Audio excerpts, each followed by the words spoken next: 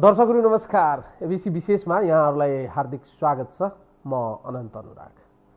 एक महिनाको खिचातानीका बीच संसदको रोस्टममा उभिएर बजेटको हरेक विषयमाथि प्रतिपक्षको त के कुरा, सत्तारूढ दलकै सांसदहरूले बजेटमाथि चर्को विरोध गरेका थिए।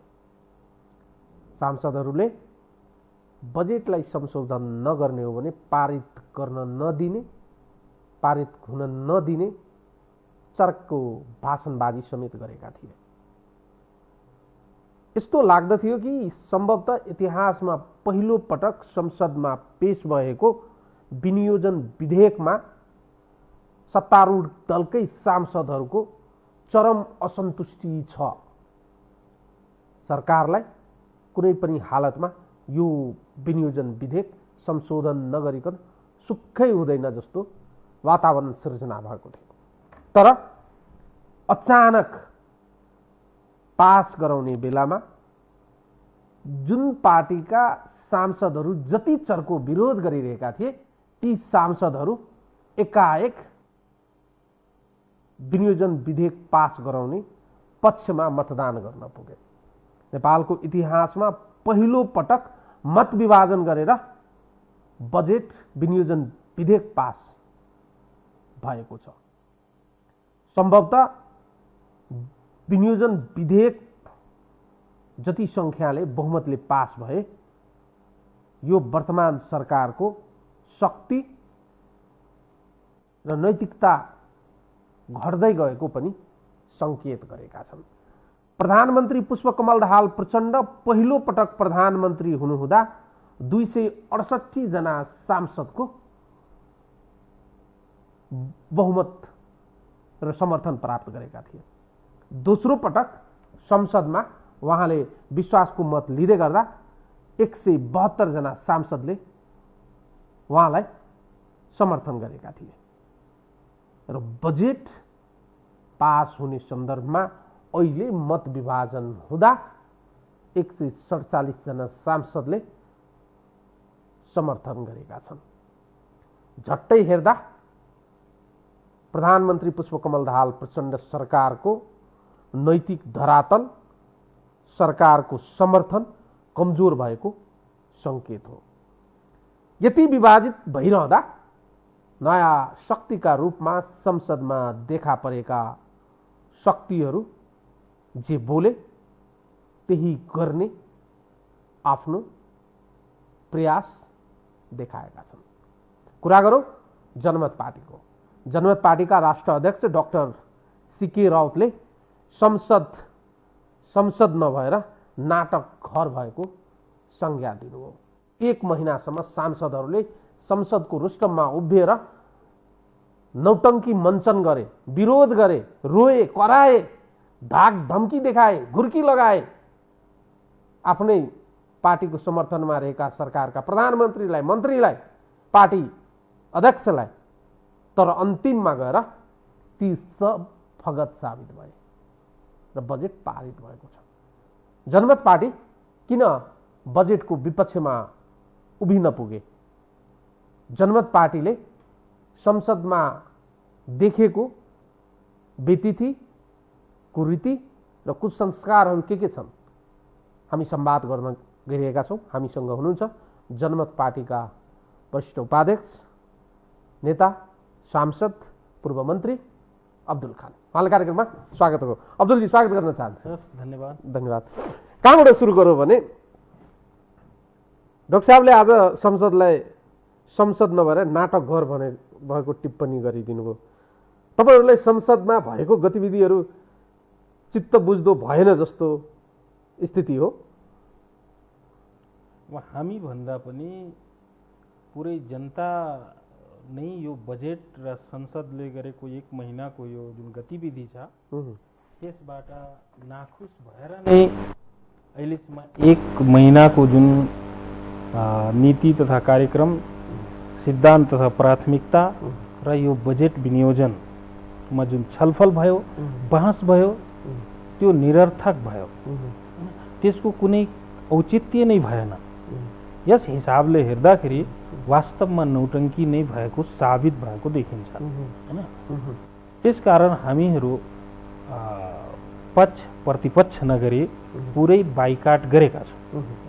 आज हामी संसदमा पनि उपस्थिति जनाएनौँ, किनभने जनताको जुन जनादेश छ त्यो जनादेशको अनुसार चाहिँ हामी निर्णय गरेर यो बजेट जनविरोधी बजेट हो, यो मधेसी विरोधी बजेट हो, यो समग्र देशकै विरोधी बजेट भएको चाहिँ हामी निष्कर्षमा पुग्यौँ र हामी अन्तत छलफल गरेर हाम्रो चाहिँ निर्णय आयो कि हामी यसमा सहभागी हुँदैनौँ। प्रधानमन्त्रीज्यूले तपाईँहरूसँग सम्पर्क गरेर पक्षमा मतदान गर्नु, समर्थन गर्नु, केही सम्पर्क गर्ने प्रयास गर्नुभयो कि गर्नुभयो?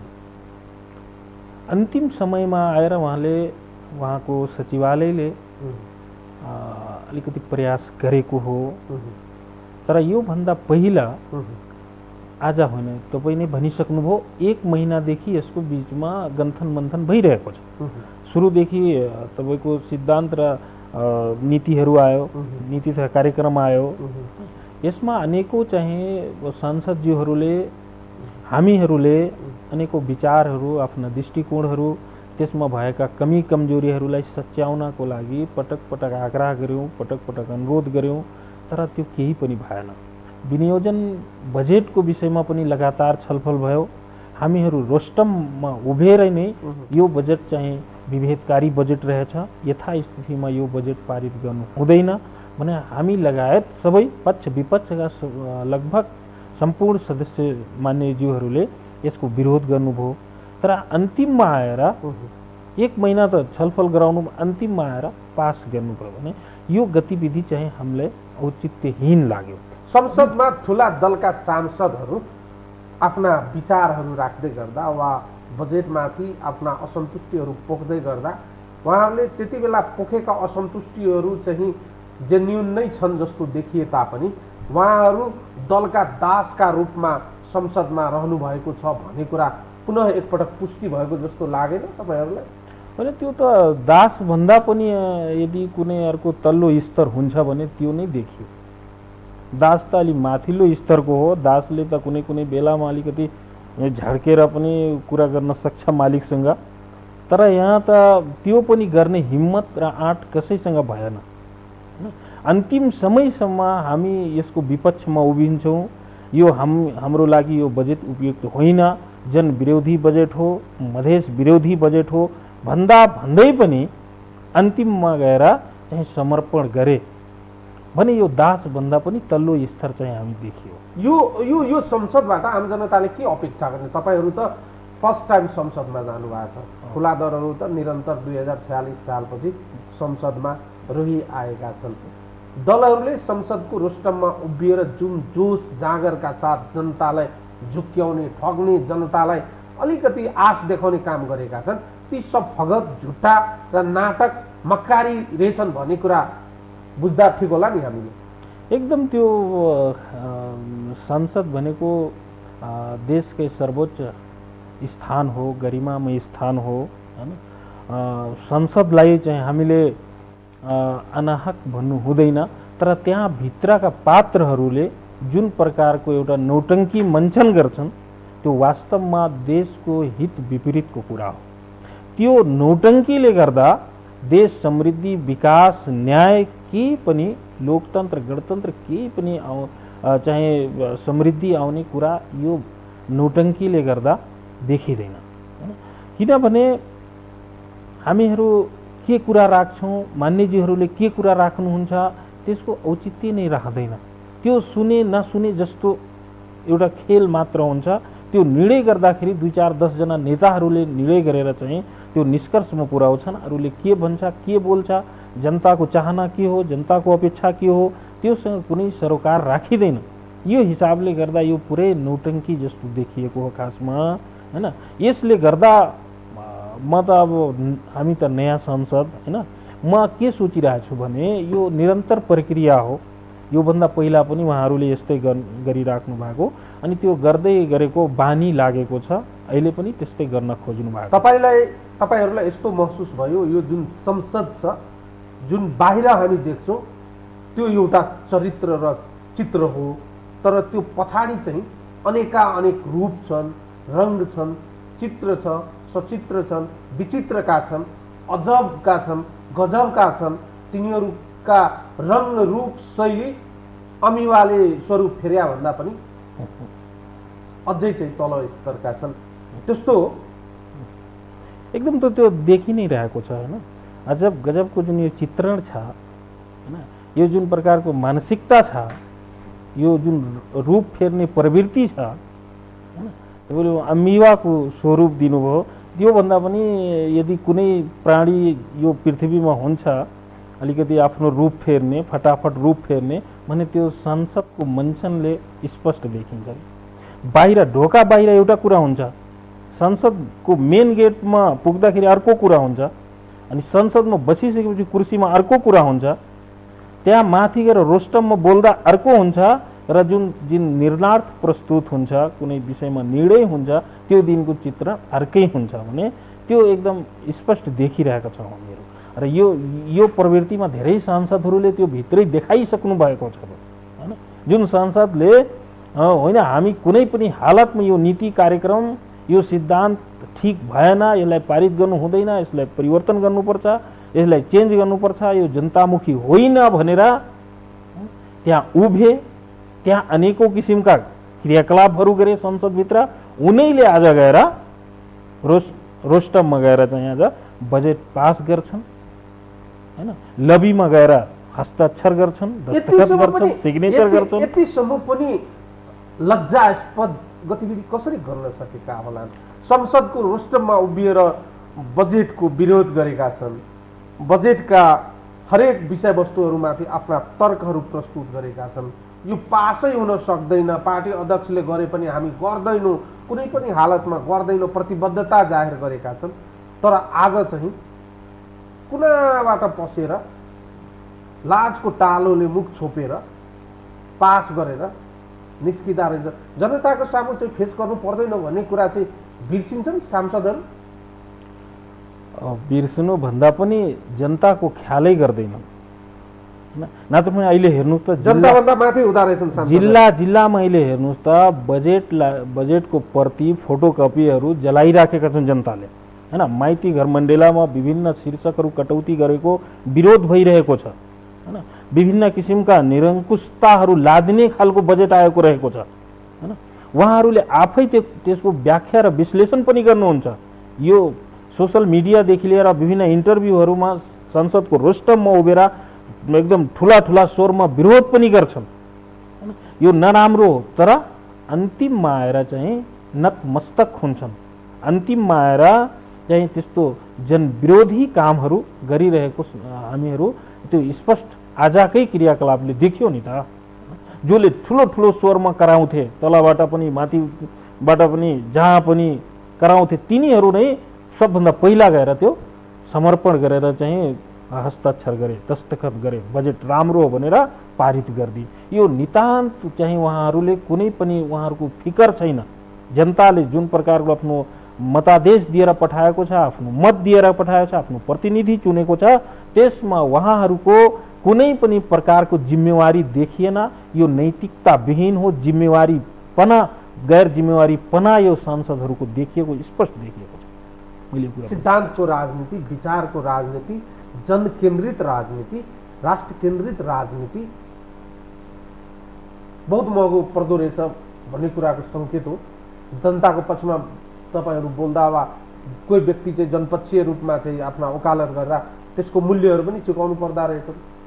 त्यो कुरा त जनताले निश्चित समयमा त्यसको जवाफ लिन्छ नै। त्यो समयको मात्र अलिकति हो। आज र भोलि कुनै न कुनै दिन त्यसको जवाब जनताले लिन्छ र यस्ता क्रियाकलाप गर्नेहरूले जनतालाई जवाब दिनु पनि पर्छ। त्यो आउँछ एक दिन हैन। तर उहाँहरूको नैतिकता अलिकति रहेन के, नैतिक विहीन हुनुभयो। त्यो कुरा चाहिँ मैले महसुस गर्दा कस्तो न कस्तो लाग्छ। अलिकति ल ठिक छ, केही राजनीतिक कुराहरूमा केही कुराहरूमा कम्प्रोमाइज गर्नुपर्छ, केही कुराहरूमा चाहिँ विभिन्न किसिमको दृष्टिकोण मिलाएर सोच विचार गर्नुपर्छ। त्यो भन्दा पनि जसले यो पनि ठिक छैन, यो पनि ठिक छैन, यो पनि ठिक छैन भने गन्तीले घिनाउने मान्छेले आज गएर होइन सबै ठिक छ, यो पनि ठिक छ, यो पनि ठिक छ, यो पनि ठिक छ भन्ने मान्छेहरूलाई अब म के भनौँ, राजनीति पनि यस्तो गन्दा खेल हुँदो रहेछ। जुन राजनीतिले देश बनाउने हो, देश परिवर्तन गर्ने हो, देशमा विकास गर्ने हो, देशमा समृद्धि ल्याउने हो, देशमा रोजगारी ल्याउने हो, देशमा शिक्षा र स्वास्थ्यको सुधार गर्ने हो, ती राजनेताहरू पनि यस्ता घृणित कार्य गर्दैछन् भने आजको यो बजेट पासले स्पष्ट देखाइसकेको छ। तपाईहरू पनि बजेटको विरोध गर्नुभएको थियो र तपाईँहरूले जुन अडान लिनुभएको थियो त्यो अडानमाथि तपाईँहरू चाहिँ खडा उत्रेको तपाईँहरूको अडानले देखिन्छ। तर तपाईँहरूसँगै अन्य दल पनि, जसपाका अध्यक्षले पनि, जसपाका सांसदहरू पनि विरोध गरेका थिए। अन्तिममा उहाँहरूले विज्ञप्ति जारी गरेर बजेटको पक्षमा उभिए र उहाँहरूले भन्ने गरेका छन्, समाचारहरू हामीले सुन्यौँ, उहाँहरूको संसदीय दलमा पुगेर प्रधानमन्त्री पुष्पकमल दाहाल प्रचण्डले चाहिँ म चाहिँ विशेष प्याकेज ल्याएर मधेसको विषयलाई सम्बोधन गर्छु भन्दा चाहिँ उहाँहरू कन्भिन्स हुनुभएको छ। तपाईँहरू त्यो विषयमा कन्भिन्स हुनुहुन्न? अब विशेष प्याकेज के हो त्यो कुरा त सम्मान्य प्रधानमन्त्रीज्यू र मान्य उपमन्त्रीज्यूलाई थाहा होला। किनभने त्यो विशेष प्याकेज भनेको अहिले होइन, त्यो 15 वर्षदेखि नै विशेष प्याकेज आउँदैछ होइन। त्यो रह्यो कुरा उहाँहरूको सम्बन्धको कुरा, त्यो त अब 12 को निर्वाचनले पनि स्पष्ट देखाइ नै सक्यो होइन। पुरा देशको साधन स्रोत, प्रदेशको साधन स्रोत लगाएर पुरा जन्ती गए जस्तो 12 मा गएर दुल्ही ल्याए जस्तो ल्याएर यहाँ बसाल्नुभयो। त्यो स्पष्ट देखिएको छ। यो भनेको के हो भनेपछि सबै मिलिमतो हो क्या। यो मधेसी जनताहरूलाई ठगिने बाटो बाहेक केही पनि होइन। किनभने जुन बजेटले के भन्छ भने यसमा कमा र फुल स्टप पनि चेन्ज हुँदैन। अनि त्यसमा विशेष प्याकेज कहाँबाट आउँछ? विशेष प्याकेज ल्याउनु छ भने त्यो पहिले बजेट पास हुनुभन्दा पहिले न गर्नुपर्ने। ल यहाँ चाहिँ हामीले कुरा त नेताहरूले लागू गर्दैनन् भने लिखित कुरा पास भयो भने त्यो पनि संसदबाट बहुमतका साथ वा ताली ध्वनिका साथ पास भयो भने त्यो विषयवस्तुहरूमाथि चाहिँ के परिवर्तन हुन्छ भने झिनो अपेक्षा गर्न सकिन्छ र सकिँदैन। त्यही त मैले भने नि, जुन कुरामा कमा र फुल स्टप पनि चेन्ज हुँदैन त्यहाँनिर विशेष प्याकेज आउँछ र मधेसलाई समृद्ध बनाउँछौँ, मधेसलाई यो गरिदिन्छौँ त्यो गरिदिन्छौँ भनेको त्यो बहानाबाजी मात्रै हो। उहाँहरूको आन्तरिक बार्गेनिङ पहिल्यै भइसकेको थियो। त्यो एउटा नौटङ्कीको मञ्चन मात्र गरिएको रहेछ, त्यो केही पनि होइन। त्यसले गर्दा मधेसी जनता र यो देशको सम्पूर्ण देशका जनताहरूले अपेक्षा नगरे हुन्छ त्यसले कुनै पनि प्रकारको समृद्धि, विकास, रोजगारी केही पनि ल्याउन सक्दैन। त्यो तपाईहरूले विरोध गर्दा यसको मूल्य पनि चुकाउनु पर्ने त होला नि। अब सबै हामीले यो आज विरोध गरेको होइन। हाम्रो राष्ट्रिय अध्यक्षले हजुरलाई थाहै होला 15 दिन पहिला नै स्पष्ट भनिसक्नु भएको छ कि यथास्थितिमा बजेट चाहिँ हामी पास हुन दिन्नौँ, हामी त्यसमा सहभागी हुँदैनौँ। म पनि पटक पटक रोस्टममा बोलेकै छु, यथास्थितिमा चाहिँ बजेट यो हाम्रो लागि उपयुक्त होइन, यो जनतामुखी बजेट हुँदै होइन। यहाँ विभिन्न किसिमका असमानताहरू छन्, विभिन्न किसिमका चाहिँ बजेटमा त्रुटिहरू छ। यसलाई सच्याउनु नै सरकारको लागि उत्तम हुन्छ। किनभने सरकार भनेको जनताको निम्ति हो, जनताको समृद्धि र विकासको निम्ति हो।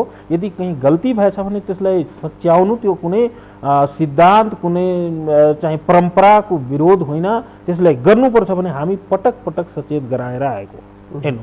र हामीले अब अरूले पनि बोलेका छन्, हामी मात्रै बोले थिएनौँ। तर अरूले के बोले, कसरी लागू गरे, तिनीहरू बोलाइ र गराइमा एकदम जमिन आसमानको फरक देखियो। तर हामीले जुन कुरा बोलेछौँ त्यो कुरा चाहिँ आज लागू, व्यवहारमा लागू गरौँ। किनभने जनताले चाहिँ ठाउँ ठाउँमा विरोध गरिरहेको छ। हामीहरू पनि हेर्दाखेरि त्यहाँ कुनै ठाउँमा चाहिँ अरबौँको बजेट हुने कुनै निर्वाचनमा, कुनै ठाउँमा बजेटै नहुने। यो 4 जना नेताहरूको जिल्लामा, निर्वाचन क्षेत्रमा 51% भन्दा बढी बजेट हुने हैन।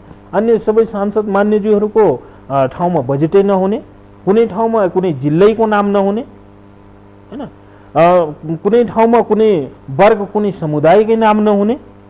यस्तो असमान किसिमको बजेट चाहिँ को विरोध हामीले 1 महिना पहिल्यैदेखि गर्दै आएको हो। त्यसलाई आज हामी कार्यान्वयन गर्यौँ। यसमा हामीलाई कुनै प्रकारको चिन्ता, कुनै प्रकारको दुःख, कुनै प्रकारको चाहिँ हामीले बिरायौँ, हामीले गलत गर्यौँ भने हामीसँग त्यो छँदै छैन। किनभने हामी जनताको लागि यो गरेका छौँ। जनताको चाहना, जनताको जनादेश, त्यो जनादेश अनुसारको आज हामी निर्णय गरेको। यसमा हामीलाई कुनै किसिमको पछुतो छैन, पश्चाताप छैन। सरकारको विपक्षमा उभिनु हो, तपाईँहरूको सरकारलाई समर्थन त छ, तर बजेटमा तपाईँहरू विपक्षमा उभिनु हो। अब तपाईँहरूले सरकारलाई दिएको समर्थन पनि फिर्ता लिनुपर्ने स्थिति सिर्जना हुन्छ होइन? अब त्यो हुन पनि सक्छ होइन। अब सरकारमै बसिराख्नुपर्छ, सरकारमै टाँसिराख्नुपर्छ होइन। जनतालाई वास्ता गर्नु भएन भने के को जनप्रतिनिधि, के को संसद होइन? संसदको पनि एउटा गरिमा हुन्छ, एउटा मर्यादा हुन्छ। संसदसँग पनि लाखौँ जनताहरूको अपेक्षा हुन्छ। हजारौँ लाखौँ जनताले मत दिएर पठाएको हुन्छ भने त्यो जनतालाई लत्याएर त्यो कुर्सी मात्रै खोजिराख्ने, कुर्सीमा मात्रै बस्ने स्थान मात्रै बनाइराख्ने त्यो त राजनीति भएन नि त। त्यसकारण यदि त्यस्तो परिस्थिति आयो भने त्यसबाट पनि जनमत पार्टी पछि हट्दैन, त्यो पनि गर्छ। तर अहिले हाम्रो असन्तुष्टि बजेटमा हो। यो आज मात्र होइन, यो महिनौदेखिको असन्तुष्टि हो। जब सम्बोधन भएन भने अन्तिममा हामी निर्णय गर्न बाध्य भयो। तर हाम्रो सरकारलाई दिएको समर्थन यथावत छ होइन। यदि त्यो समर्थनमा भोलि गएर कुठाराघात हुन्छ, जनतासँग त्यस्तै प्रकारको चाहे उहाँहरूको अनिर्णित क्रियाकलापहरू हुन्छ भने हामी सरकारलाई दिएको समर्थनबाट पनि फिर्ता लिनुपर्ने यदि अवस्था आयो, बाध्यता आयो भने हामी त्यो पनि तयार छौँ। तर हाम्रो चाहना के हो भने सरकारको स्थायित्व होस्, सरकारले केही गरोस्, सरकार टिकोस्, सरकार टिकेपछि जनताको लागि केही काम गरोस् भन्ने चाहनाको कारणले गर्दा हामी सुरुदेखि अहिलेसम्म हैन बिना कुनै स्वार्थको, बिना कुनै बार्गेनिङको हामी सरकारलाई समर्थन दिइरहेछौँ अहिलेसम्म। सम्माननीय प्रधानमन्त्रीजीको प्रचण्डजीको सरकारलाई हामी समर्थन दिइरहेछौँ हैन। तर यदि उहाँहरूले हामीले अब एक त नयाँ नयाँ आयो, हाम्रो पार्टी सानो, संख्या सानो हैन, हामी बिना सरकारलाई कुनै असर पर्दैन, त्यो कुरा यदि सोच्नुहुन्छ र अपहेलना पटक पटक गरिराख्नुहुन्छ, हाम्रो चाहिँ माग र जनताको चाहनालाई सम्बोधन गर्नुहुन्न भने भोलि त्यो समय पनि, त्यो दिन पनि आउन सक्छ। तपाईले के भन्नुभयो भने हाम्रो अपहेलना जारी राख्नुभयो भने हामी समर्थन दिन्छौँ। जनमत पार्टी र यो सरकार निर्माण हुँदादेखि नै तपाईहरुसँग भएका जेन्टलमेन एग्रिमेन्ट, भद्र सहमति र प्रतिबद्धता प्रधानमन्त्रीज्यूबाट पालना नभएको हो। त्यो त स्पष्ट देखिरहेको छ नि त। सुरुमा हामीले सम्माननीय प्रधानमन्त्रीज्यूलाई समर्थन दियौँ। समर्थन दिइसकेपछि शपथको कुरा आयो, उतिखेरदेखि नै हामीसँग चाहिँ सरकारले विश्वासघात गरिरहेछ। सुरुमा हामीलाई शपथ गरायो, त्योभन्दा पहिला मौखिक सहमति के भयो, उद्योग वाणिज्य मन्त्रालय जनमत पार्टीलाई दिने भने भइसकेको कुरा, न्युज तपाईहरु अखबारहरुमा, टेलिभिजनहरु सबै ठाउँमा आइसकेको, तर बिना विभागीय बनाएर राखिदिनु भयो 1 महिनासम्म। पछि चाहिँ फेरि होइन अब तपाई टेन्सन नगर्नुहोस्, यता अब यो गठबन्धनको कुरा नमिलेर हो, केही दिन खानेपानी मन्त्रालयमा बस्नुहोस्, पछि चाहिँ हामी चेन्ज गर्छौँ भनेर मौखिक सहमति भयो। मैले खानेपानी मन्त्रालय सम्हालेँ हैन, 2 महिना 6 दिन त्यहाँ काम पनि गरेँ कन्टिन्यू। त्यस पछाडि फेरि ल अब जनमत पार्टीलाई स्वयं सम्मान्यज्यूबाट, उहाँको मुखारबिन्दुबाट जनमत पार्टीलाई अब कुनै अर्को नयाँ मन्त्रालय सकभर भए फेरि उद्योग नै दिने जस्तो फेरि कुरा गर्नुभयो। कान्तिपुरसम्म पत्र पत्रिकाहरूमा पनि सबै न्युज आइसक्यो हैन। त्यस पछाडि फेरि होइन अब चाहिँ जनमत पार्टीले त फेरि खानेपानी मन्त्रालय चाहिँ कन्टिन्यू गर्नुपर्छ भन्ने कुरा गरे। अनि यस्ता अनेकौं विश्वासघातहरू। अनि पछि मैले राजीनामा दिएँ। राजीनामा दिएको अहिले 3-3.5 महिना जति भइसक्यो हैन। उहाँहरूसँग पटक पटक भेटघाट, छलफल, कुराकानी सबै भइरहेको छ हैन। होइन जनमत पार्टीलाई ल्याउने हो, जनमत पार्टी दिने हो, तर अहिलेसम्म पनि उहाँले त्यो काम चाहिँ गर्न सक्नु भएन। जनमत पार्टी एउटा सत्ता साझेदार घटकको एउटा पार्टीको नाताले पनि, नैतिकताको नाताले पनि, विश्वास दिएको नाताले पनि गर्नुपर्ने, तर अहिलेसम्म गर्नु भएन। यो उपेन्द्रजी र तपाईहरुको बीचमा दुई शक्तिलाई कसलाई बोक्ने सवाल चाहिँ प्रधानमन्त्रीजीको लागि चाहिँ उपेन्द्रजी चाहिँ बढी अलिकति चाहिँ फाइदा हितकर साबित भएको कारणले गर्दा तपाईहरुलाई चाहिँ अलिकति आइसोलेट गरेको, परपर धकेलेको, तपाईहरुलाई अलिकति चाहिँ अवहेलना गरेको जस्तो देखिएको हो। त्यो त स्पष्ट देखि नै रहेको छ, किनभने उहाँ पनि सत्ता साझेदार दलको एक पार्टी, हामी पनि एउटा पार्टी हैन। हामीले भन्यौं सत्ता चलाउने कुरामा चाहिँ हामी गठबन्धनमा छौं, तर चुनाव लड्ने र अन्य क्रियाकलापहरू हामी चाहिँ मित्रवत प्रतिस्पर्धा गर्छौं। हामी उपराष्ट्रपतिमा चुनाव लड्यौं, त्यसमा पनि चाहिँ उहाँहरूले उपेन्द्रजीलाई सहयोग गर्नुभयो। 12 को निर्वाचन भयो, हामीले मिटिङमै भन्यौं हैन हाम्रो उम्मेदवार हुन्छ हैन, बरु तपाईहरु कसैलाई सहयोग नगर्नुस्, उहाँ पनि लड्न सक्नुहुन्छ र तपाईहरु पनि लड्न सक्नुहुन्छ, केही टेन्सन छैन त्यस्तो भने उहाँलाई नै सपोर्ट गर्नुभयो। पछि मन्त्रालय दिने कुरा भयो भने एक दिनमै दुईटा मन्त्रालय अनि 1 घण्टामै चाहिँ उहाँलाई शपथ सबै कुरा मतलब उहाँको फेभरमा गर्नुभयो भने यसले स्पष्ट देखिरहेको छ कि उहाँले चाहिँ उहाँलाई बोक्ने र उहाँले पनि उहाँको खुट्टा समाउने, एक आपसमा धेरै मिल्ने भने बाध्यता होला या के होला त्यो त उहाँ दुईजनाको बीचको कुरा हो। डाक्टर सिके र उपेन्द्र यादव बीचको टकरावको कारणले गर्दा तपाईहरुलाई अहिले चाहिँ घाटाको राजनीति गर्नु परिरहेको छ। हामीले त कुनै घाटै छैन, कहाँ हामी घाटाको राजनीतिमा छौं। हामी जनताको पक्षमा राजनीति गर्ने, जनताले दिएको जनादेशको हिसाबले राजनीति गर्ने, जनताले भने अनुसारको काम गर्ने हैन। त्यसमा हामीले घाटा कहाँ छ र? 12 को निर्वाचन हामीले जितेको हो त वास्तवमा, किनभने जहाँ हाम्रो जनाधारै थिएन वास्तवमा त्यहाँ जनताले रुचाएर यति धेरै मत दियो र उहाँले त पुरा देशकै साधन स्रोतलाई पुरा देशकै प्रधानमन्त्री पूर्व प्रधानमन्त्रीहरू गएर उहाँको विषयमा यति धेरै मेहनत गर्दा उहाँले केही मत केही हजार भोटले अन्तरले जितेर आउनुभयो भने के को जित हैन। उहाँको मनले त अहिले कस्तो कस्तो भन्छ होला, मैले जितेको हो कि मलाई जिताएको हो, मैले आएको हो कि मलाई बोकेर ल्याएको हो यहाँसम्म सिंहदरबारसम्म भने उहाँको आत्माले पनि रुचाइरहेको छैन होला हैन। भने यो हिसाबले त हामी विजय हासिल गरेका हौं, हामी जितेका हौं, जनताले हामीले जिताएकै हो। त्यसमा जनताले तपाईहरुलाई पनि मतदान गरेर तपाईहरुबाट पनि त अपेक्षा के गरेका छन् नि, तपाईहरुले विकास गर्नु पर्ने होला, तपाईहरुले जनताको इच्छा चाहनालाई सम्बोधन गर्नुपर्ने होला। अब सरकारमा हुनुहुन्न, बजेट पनि तपाईहरुलाई दिएको छैन, बजेट विगतमा क्षेत्रमा गएका बजेटहरू पनि कटौती भएका छन्। झट्टै हेर्दा त तपाईहरुलाई चाहिँ घरको न घाटको बनाएर राखेका छन् त अहिलेको सरकारले। फेरि पनि तपाईहरुले चाहिँ एकहोरो भएर यो सरकारलाई काँधमा बोकिराख्नुपर्छ भने जस्तो त देखिँदैन। अझै पनि किन के को प्रतीक्षा हो तपाईहरुको? अनुराग सर, त्यही भएर न हामीले सरकारलाई पटक पटक भन्यौं, त्यही भएर अहिलेसम्म हाम्रो चाहिँ सरकारलाई दिएको समर्थन पनि त्यही कारणले छ कि हामी सरकारमा गएर जनताको लागि केही गरौं, केही गरेर देखाउँ। तर उहाँहरूले हामीलाई बाइकाट गर्नुको एउटा कारण यो पनि हुन सक्छ कि जनमत पार्टी यदि सरकारमा केही दिन, केही वर्ष, केही महिना बस्न पायो भने उले जनताको लागि केही न केही गरेर देखाउँछ अनि हाम्रो इज्जत कहाँ जान्छ, जनताको अगाडि हामी कसरी मुख देखाउँछौँ। हामी वर्षौंदेखि राजनीति गर्दै आएको, वर्षौंदेखि जनतालाई ठग्दै आएको, त्यो मुख कहाँनिर लगेर देखाउने भन्ने कुरा सोचेर उहाँहरूले हाम्रो चाहिँ इन्ट्री बन्द गर्नु भएको पनि एउटा हुन सक्छ। हेर्नुहोस्, अर्को कुरा हामीले जनताको लागि केही गर्नुपर्छ भनेर पटक पटक हामीले सरकारलाई विकासशील मन्त्रालय एउटै मन्त्रालय भए पनि दिनुहोस् ताकि केही गरेर हामीले जनताको लागि देखाउँ। त्यो तराईको जनता, मधेसको जनताको लागि मात्र हैन, त्यो हिमाल पहाड सबै ठाउँको जनताको लागि, पुरै देशको जनताको लागि केही गरेर देखाउँ भन्ने हामीले पटक पटक त्यो आग्रह गरेको। तर त्यो कुरालाई नमानेर कहिले यो मन्त्रालय, कहिले त्यो मन्त्रालय, कहिले यो कहिले त्यो भनेर खा नत्र भने बस जस्तो कुरा गरेर उहाँहरूले हामीलाई चाहिँ यस्तो गरिराख्नु भएको छ। यो कुरा जनतासँग जनतालाई थाहा नभएको छैन, जनता यो कुरासँग अवगत छ हैन। अब त्यही सबै कुराको पेरिफेरी हेरेर हामी यस्तो निर्णय गरेका हौं।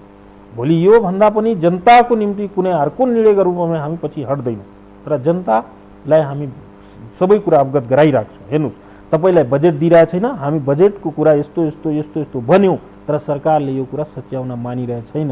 हेर्नु, अहिले तपाईको पक्षमा को रहेछ, अहिले तपाईको लागि लड्ने को रहेछ, यहाँ पद पोजिसन कुर्सीको लागि मात्र राजनीति गर्ने को रहेछ, यस्ता कुर्सीहरूलाई छोड्ने, 1 घण्टामा छोड्ने तपाईको लागि को नेता को पार्टी रहेको छ भने हामी जनतालाई त देखाइरहेछौँ। तपाईहरु सत्ता केन्द्रित राजनीति गर्नुहुन्न भन्ने तपाईहरुको प्रतिबद्धता हो अझै पनि?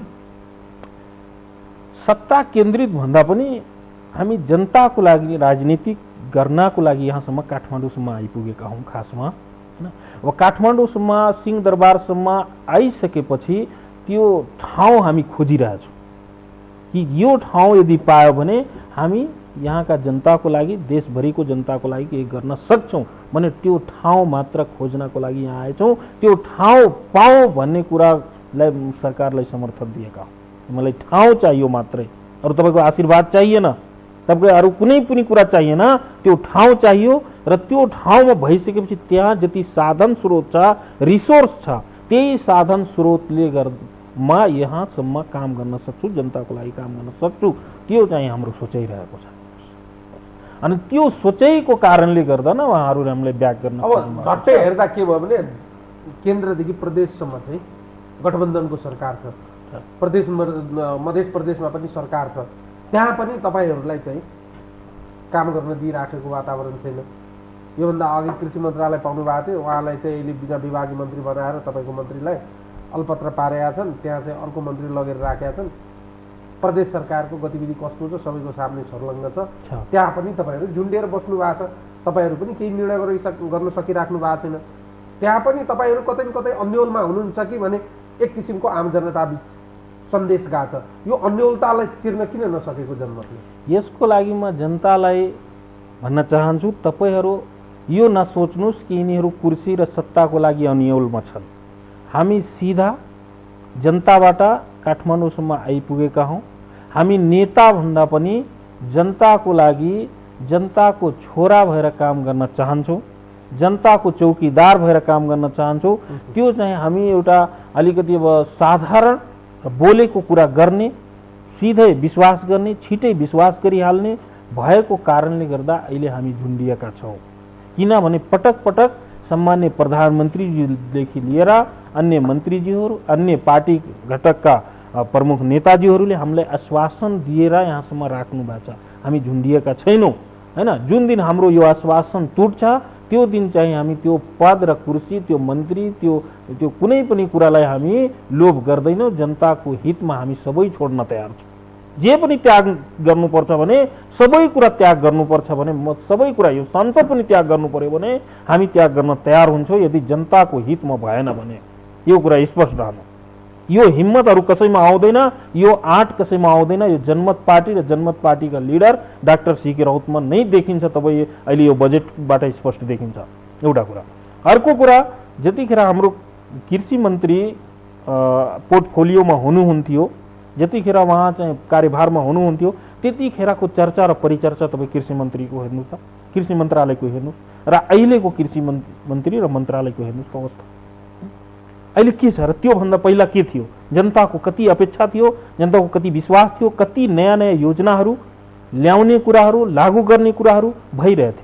त्यो कुराको अपच भएर न हाम्रो मन्त्रीज्यूलाई चाहिँ कार्यभारबाट बाहिर निकाल्नु भएको हो।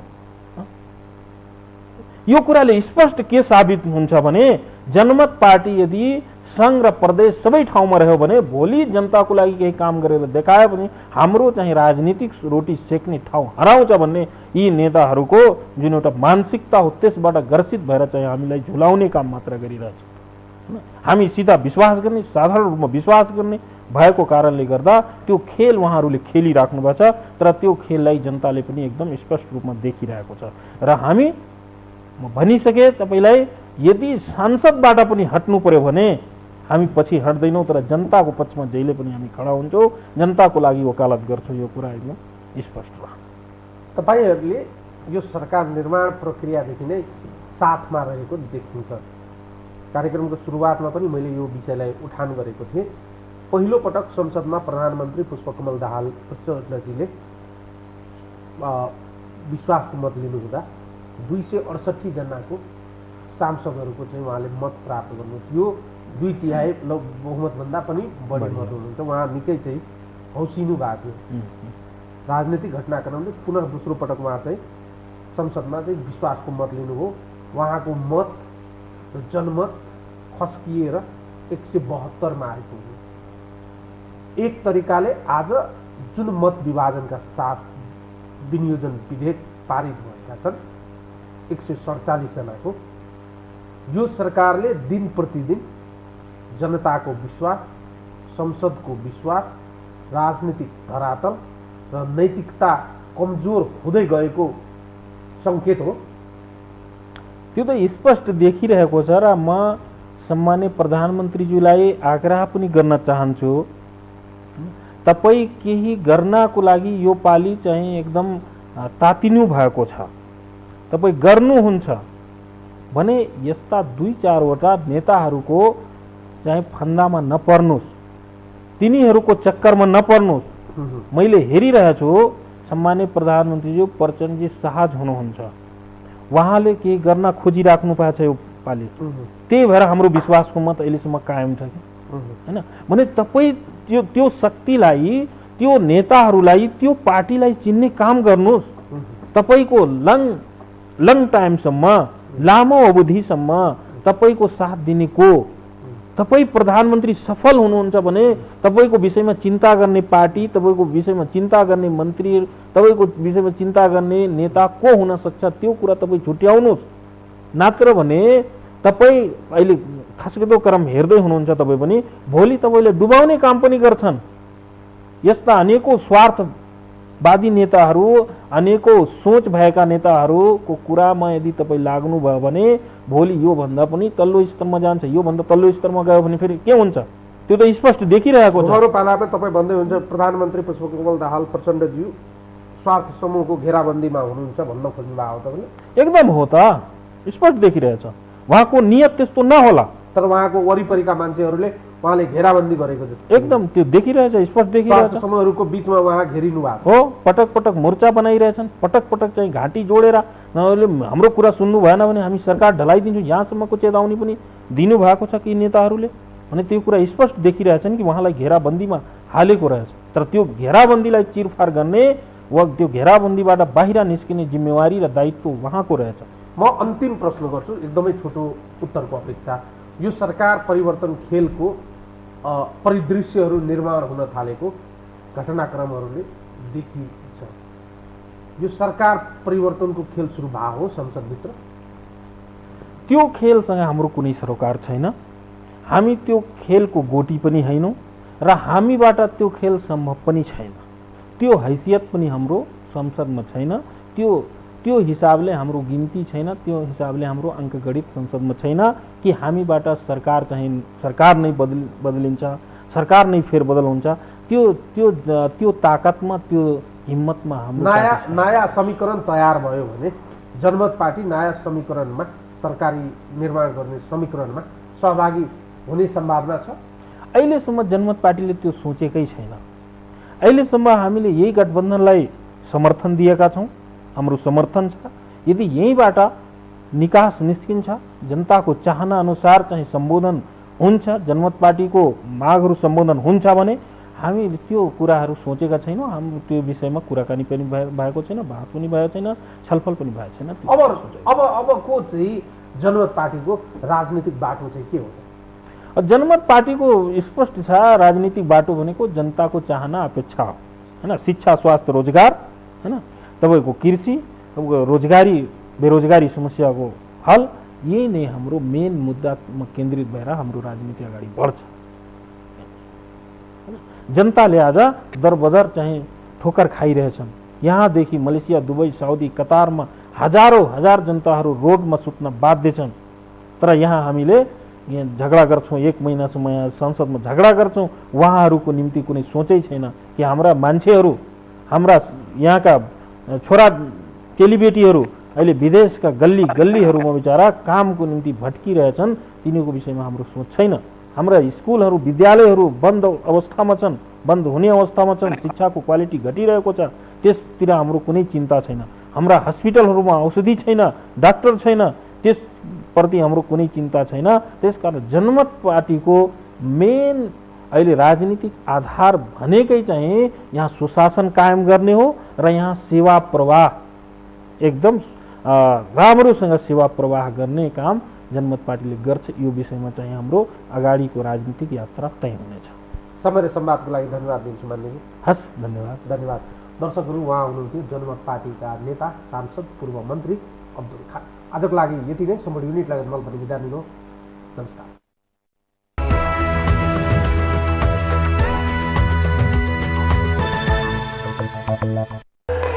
बिर्सेको खोलेर मेटौँ आज त हुन्छ केही खास कोकसँग नाना कोकसँग नाना